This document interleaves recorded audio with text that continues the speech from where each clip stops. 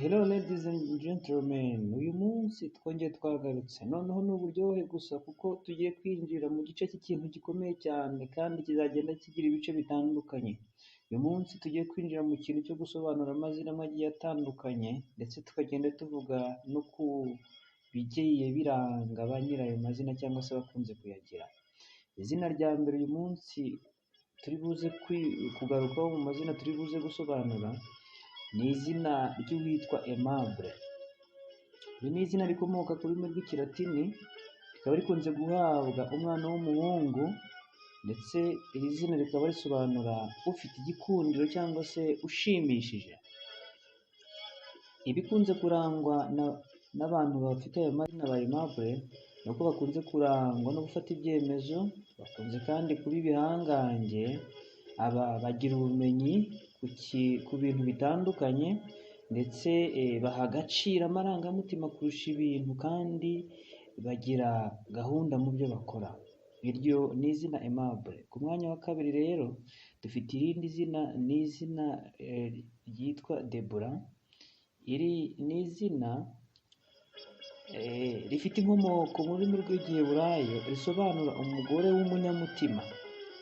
Iri zina rikunze guhabwa abantu b'igitsina gore cyane, ndetse ngo barangwa no gufasha ndetse no kwicisha bugufi, kandi ni abantu babanza gutekereza cyane ku kintu bagiye gukora, bakaba bakunze kugaragaza ubunyamwuga mu byo bakora, bimwe twita professionnel, kandi ni abantu bahora bashaka gutera imbere.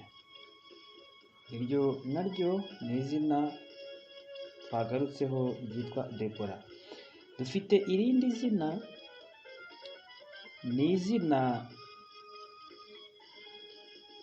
ryitwa Fidel. Iri naryo ni izina rikunze guhabwa abana b'abahungu cyane. Iri ngiri rero rifite inkomoko ku rurimi rw'ikilatini, rikaba risobanura ukwizera.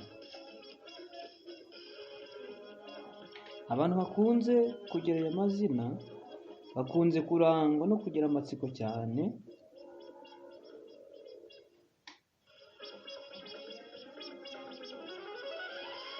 ni abanyamwete kandi bagira ibakwe, bagira ubushake bwo kumenya, ndetse bagira ibitekerezo byagutse byibanda ku hazaza habo.